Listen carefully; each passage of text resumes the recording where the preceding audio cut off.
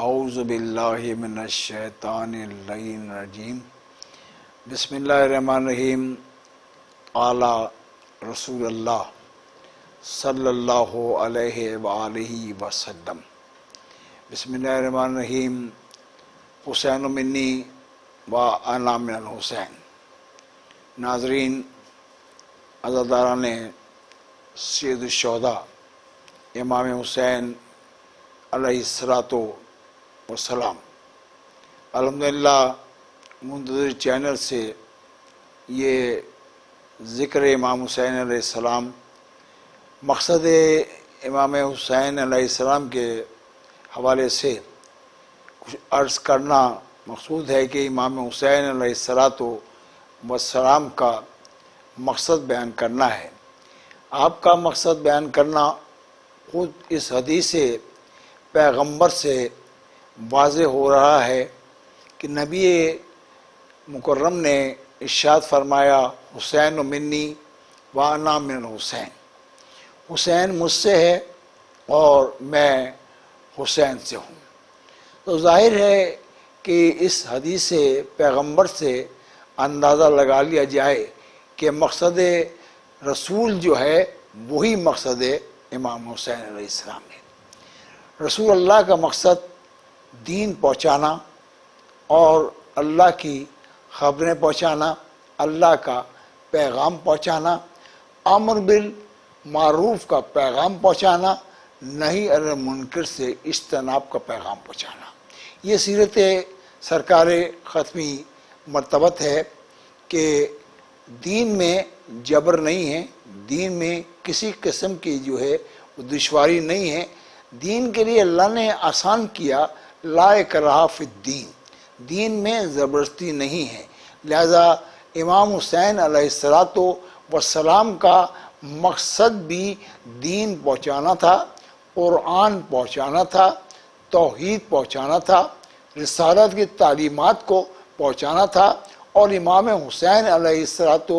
والسلام کے لیے رسول اللہ نے ارشاد فرما کر حجت کو بھی قائم کر دیا کہ میں حسین سے ہوں اور حسین مجھ سے ہے۔ اب یہاں سے اندازہ لگانا چاہیے کہ ارشاد فرمانے والی وہ مقدس اور پاکیزہ زبان ہے جو بغیر وحی کے گفتگو نہیں کرتی، اس لیے کہ یہ وہی کہتا ہے جو وحی کہتی ہے۔ ظاہر ہے کہ اگر رسول اللہ نے یہ ارشاد فرمایا کہ حسین منی و انا من الحسین، یہ نواسے کی محبت میں نہیں کہا بلکہ شریعت کا ایک پیغام رسول دے کر جا رہے ہیں کہ میرے بعد جو شریعت کو نافذ کرے گا، جو شریعت کے لیے قربانیاں دے گا، یہ حسین ابن علی ہوگا۔ اس کے مقابلے پر جو بھی آئے گا وہ باطل کہلائے گا، کیونکہ اللہ نے دین کا اعلان بھی کر دیا ہے کہ ان الدین عند اللہ الاسلام، اللہ کے نزدیک بہترین دین جو ہے وہ اسلام ہے۔ یہ قرآن کا فیصلہ ہے کہ بہترین دین جو ہے وہ اسلام ہے، اور رسول نے بھی بتا دیا۔ اور امام حسین علیہ السلام تو والسلام کا مقصد جو تھا وہ دین کو سر بلند کرنا تھا، اور دین کے خلاف جہاں جہاں بھی سازشیں ہو رہی تھیں ان کو امام حسین علیہ السلام نے بے نقاب کر دیا، اور یہ دنیا والوں کو بتا دیا، زمانے والوں کے دین جو ہے وہ چھانے کے لیے آیا ہے۔ جاء الحق وزاق الباطل ان باطلا کان زہوقا، حق چھائے گا، باطل مٹ جائے گا۔ امام حسین علیہ السلام نے اس آیت کریمہ پر مکمل عمل کر کے زمانے والوں کو یہ پیغام دیا کہ ہم حق پر ہیں، اور جو بھی ہمارے مقابلے پر ہے وہ کل بھی باطل تھا، وہ آج بھی باطل ہے۔ تو امام حسین علیہ السلام نے پریکٹیکل عمل کر کے یہ بتایا، کیونکہ اپنے نانا کی مقدس آغوش میں پرورش پانے والے کو حسن کہا جاتا ہے، حسین کہا جاتا ہے۔ یہ شرف جو ہے ملا ہے مولا حسن علیہ السلام کو، مولا حسین علیہ السلام کو، تو ظاہر ہے کہ اتنا شرف کسی کو نہیں ملا، اس لیے کہ نبی کی آغوش میں تربیت پانا، نبی کی صحبت کا کوئی جواب نہیں آ سکتا تو نبی کی آغوش کا جواب زمانہ کہاں سے لے کر آئے گا۔ لہذا امام حسین علیہ الصلوۃ والسلام کی مادر گرامی کا کائنات میں جواب نہیں۔ عالم نسواں میں جو مقام جناب سیدہ سلام اللہ علیہ کا ہے وہ مقام عالم نسواں میں مریم کا بھی وہ مقام نہیں، حاجرہ کا بھی وہ مقام نہیں، آسیہ کا بھی وہ مقام نہیں جو مادر حسین کا۔ تو اب اندازہ لگائیے کہ امام حسین علیہ السلام کو اللہ نے یہ شرف دیا کہ جیسی ماں حسین کی ہے کائنات میں کسی کی ماں نہیں، جیسا باپ حسین کا ہے علی ابن ابی طالب جو امام المتقین ہیں ایسا باپ کسی کا نہیں، جیسا بھائی حسین کا ہے حسن ابن علی ایسا بھائی نہیں، جیسی بہنیں امام حسین کی ہیں جناب زینب سلام اللہ علیہ، ام کلثوم سلام اللہ، تو ایسی بہنیں بھی اللہ نے کسی کو نہیں دیں، اس لیے کہ دین کی تربیت امام حسین دے رہے ہیں، اس لیے کہ امام حسین علیہ الصلوۃ والسلام کو یہ معلوم تھا کہ کبھی اگر میرے نانا کے مقدس دین پر کوئی حرف آئے گا یا کوئی ضرب لگائے گا تو میں جان تو دے دوں گا لیکن دین پر بروقت نہیں آنے دوں گا۔ امام حسین علیہ الصلوۃ والسلام کی زندگی میں 4 برس کے ہیں امام حسین علیہ السلام کہ محضر نامہ جناب جبریل علیہ السلام لے کر آئے ہیں اور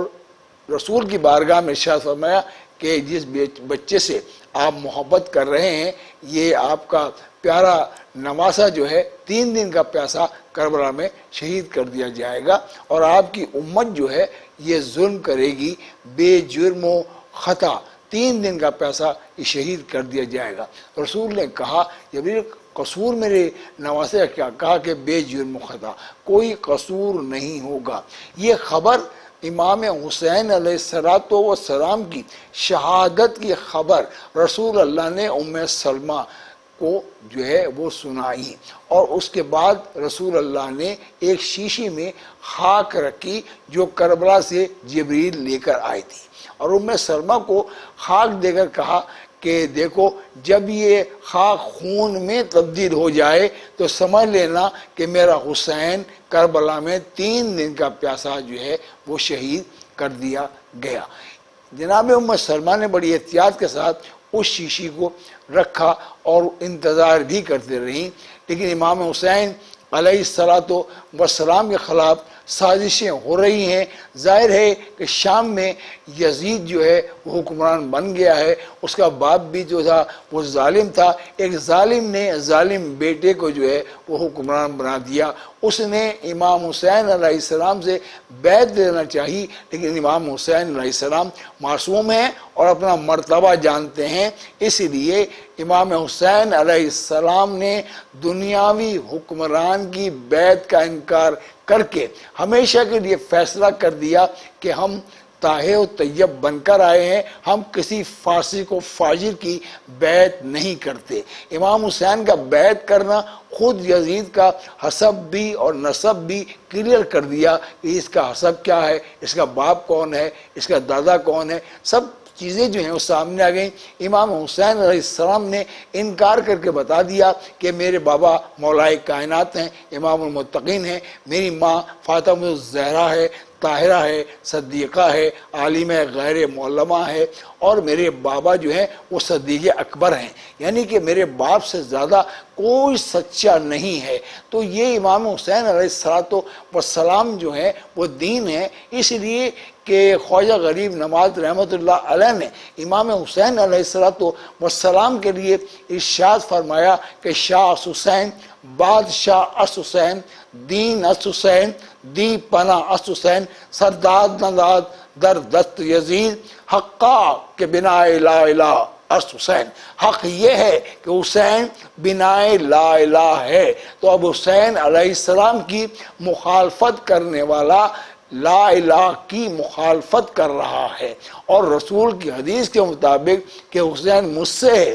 اب جو بھی امام حسین علیہ السلام کے مقصد پر عمل کرتا ہوا نظر نہ آئے سمجھو وہ رسول کا بھی منکر ہے، وہ اللہ کی توحید کا بھی منکر ہے، اس لیے کہ اللہ نے ارشاد فرمایا ہے جس سے نبی راضی اس سے اللہ راضی۔ اب جس سے بھی نبی راضی ہے اگر حسین سے راضی ہے تو سمجھو رسول راضی ہے، حسین کو ناراض کرنے والے سے رسول ناراض ہے اور جس سے رسول ناراض ہے اس سے اللہ ناراض ہے۔ لہذا امام حسین علیہ